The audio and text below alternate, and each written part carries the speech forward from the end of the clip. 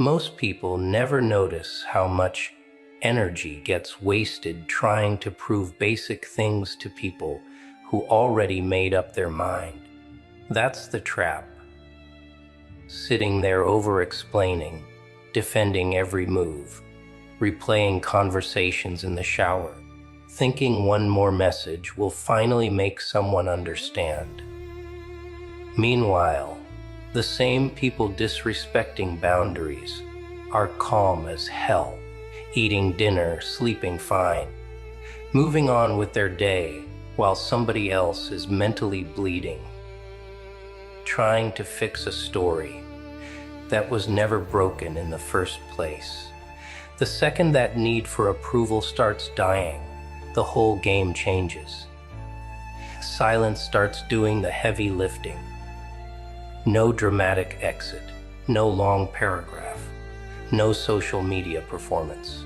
Just less access, less reaction, less emotional volunteering for people who only show up to drain something. Funny thing is, once explanations stop, weak people panic. Manipulators survive through confusion and guilt. Calm ruins their strategy. Suddenly rumors get louder. Passive-aggressive comments start flying. Fake concern appears out of nowhere. Not because anything wrong happened, but because control started slipping out of their hands. A lot of fake relationships are built around one person staying emotionally off balance. That's why certain people become irritated when peace finally enters the room. Chaos was useful to them. The constant checking in, apologizing for things that weren't even wrong, trying to keep everyone comfortable while slowly becoming miserable inside. That arrangement benefited somebody. Once that cycle breaks, reactions get ugly fast. Cold behavior turns into smear campaigns. Friends suddenly become distant because somebody whispered a different story first.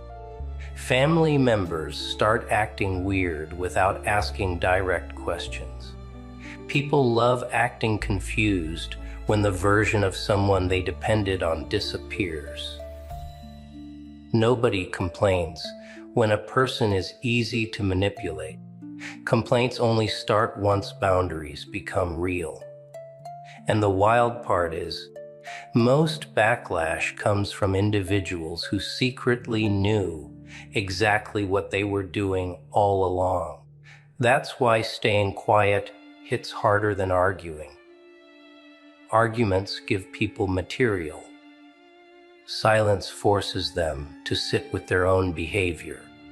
Most can't handle that for very long without exposing themselves naturally. There's a brutal lesson that hits later in life. Not everybody deserves access to private thoughts, pain, plans, or reactions. Some folks listen just to collect information. Some ask questions only to measure weakness. Others act supportive while quietly competing the entire time. A lot of betrayal doesn't come from enemies. It comes from familiar faces who studied habits close enough to know where pressure points are. That's why emotional discipline matters more than popularity. Walking into every room trying to be understood usually ends with disappointment. Half the room isn't listening to understand anyway. They're comparing, judging, waiting for mistakes, or trying to see whether insecurity still controls the situation. Once restraint becomes stronger than the urge to react, something strange happens. Respect starts appearing from unexpected places, not fake online validation, real respect. The kind where people think twice before crossing lines because they realize emotional chaos no longer guarantees access. Calmness unsettles people addicted to provoking reactions. They expect explosions. Steady silence makes them nervous because they lose control over the script. A lot of pressure in life comes from invisible expectations nobody agreed to but everyone feels. Be available. Be agreeable. Keep forgiving. Keep tolerating disrespect so nobody feels uncomfortable. Smile through fake interactions. Pretend not to notice manipulation because confronting it ruins the mood. That's how people slowly abandon themselves without realizing it. Years pass, resentment builds, exhaustion settles into the body, and somehow the same crowd benefiting from all that sacrifice still calls the person selfish the moment limits appear. That word gets thrown around every time someone finally chooses peace over performance. Suddenly, not answering immediately becomes arrogance. Pulling away from drama becomes suspicious. Refusing to gossip becomes acting different. But reality is simple, unhealthy environments depend on emotional participation. Once participation stops, the system shakes. The loudest critics are usually the ones most threatened by change because they built comfort around another person carrying emotional weight for everybody else. Letting them be uncomfortable for once isn't cruelty. It's overdue balance finally correcting itself without needing announcements or revenge fantasies. Some people confuse kindness with weakness because they only understand force. They think calm behavior means fear. They think patience means permission. That misunderstanding keeps going until consequences arrive naturally. Not loud consequences either. Just absence, closed doors, ignored access, no emotional response available anymore.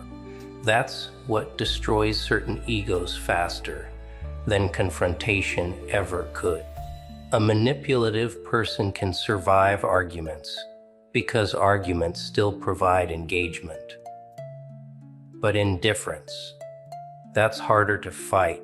Nothing scares controlling personalities more than realizing emotional hooks stopped working. No guilt response. No panic response. No chasing. Just distance and quiet observation. That's usually when disrespect escalates temporarily. More insults. More baiting.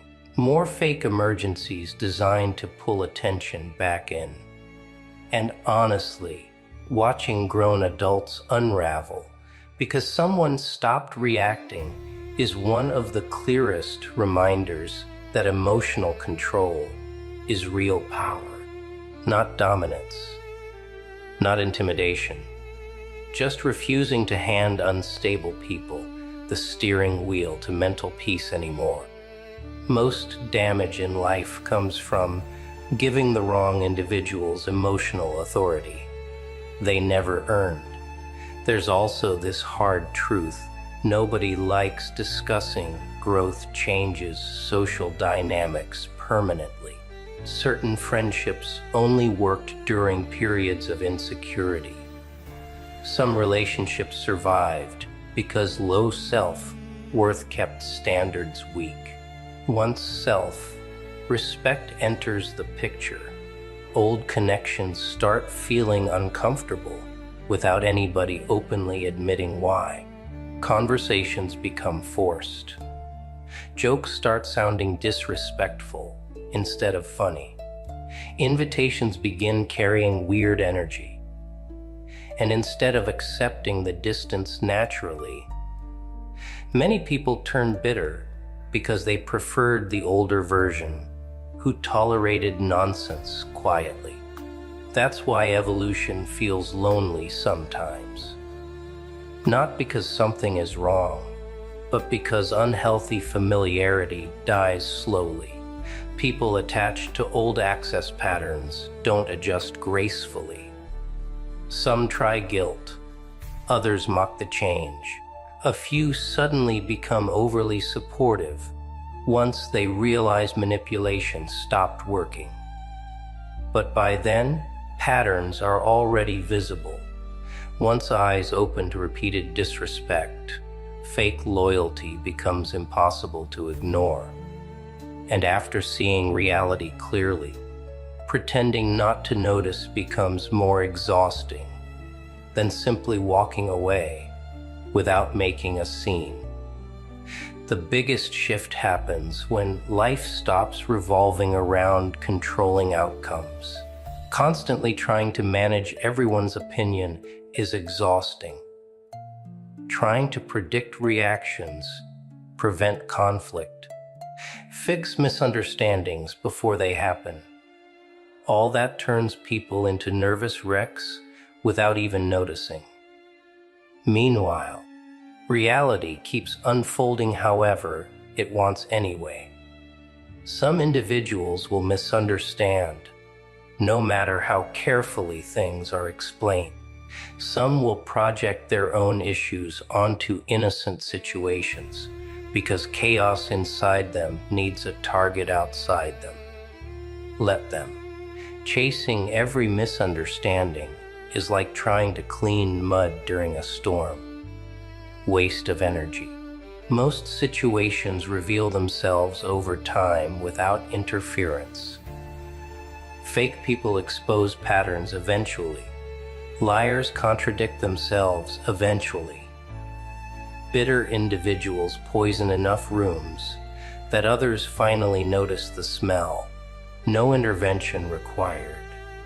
Patience handles more than emotional panic ever will. The obsession with immediate justice usually creates more suffering than the original problem. Sometimes the smartest move is letting life collect debts naturally while protecting peace quietly in the background. People underestimate how dangerous unresolved insecurity becomes in groups. One bitter person can poison an entire environment through gossip, envy, subtle disrespect, and constant negativity disguised as humor. Suddenly everybody's watching each other sideways. Conversations become strategic instead of honest. Support becomes transactional. And the saddest part is, most participants pretend not to notice because confronting toxic behavior risks social backlash. So silence fills rooms while dysfunction grows louder. That's why emotional maturity sometimes looks antisocial from the outside. Pulling back from messy circles gets mistaken for arrogance, when really it's self-preservation. Not every battle deserves participation. Not every insult deserves defense. Some environments are already collapsing under their own dishonesty. Walking away doesn't mean weakness. It means refusing to drown alongside people committed to dysfunction. There's no trophy for staying loyal to chaos, no reward for sacrificing mental stability, just to maintain access to crowds that secretly enjoy seeing stress reactions. Distance becomes necessary once patterns repeat enough times to stop pretending coincidence is involved. A lot of healing begins after realizing not every emotional wound needs public expression. Modern life encourages constant exposure. Share feelings instantly. Post reactions immediately. Turn every painful experience into content or conversation. But constant emotional broadcasting creates vulnerabilities that certain personalities exploit easily. Some people study reactions the way gamblers study slot machines. They test buttons repeatedly until they find emotional access points. That's why restraint matters. Not coldness, not emotional suppression, just discernment. Everybody doesn't deserve front row seats to private struggles. Some individuals haven't earned honesty because they weaponized vulnerability before. Learning that lesson usually comes after betrayal, embarrassment, or watching private pain become entertainment for somebody else's group chat. After enough disappointment, privacy starts feeling sacred instead of lonely. Peace grows quietly there. Less explaining, less performing, less desperation to be seen correctly by people committed to misunderstanding anyway. The need to constantly defend identity starts fading once self-respect becomes internal instead of dependent on unstable outside approval. At some point, calm becomes more satisfying than revenge. Not because forgiveness magically erased damage, but because exhaustion finally exposed how draining constant emotional warfare really is. Carrying anger for years doesn't punish toxic people as much as movies pretend. Most move on quickly, while others sit replaying everything alone at night.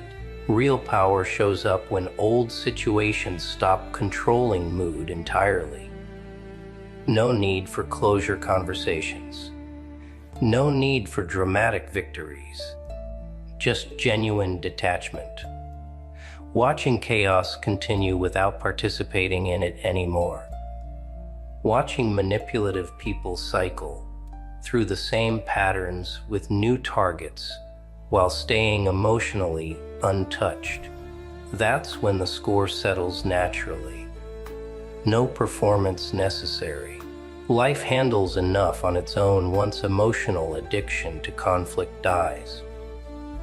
And honestly, nothing frustrates unstable people more than realizing access to somebody's peace has officially expired. Not because walls became cruel, but because experience finally taught what happens when every warning sign gets ignored too long. Quiet self. Respect changes everything without needing permission from anybody watching.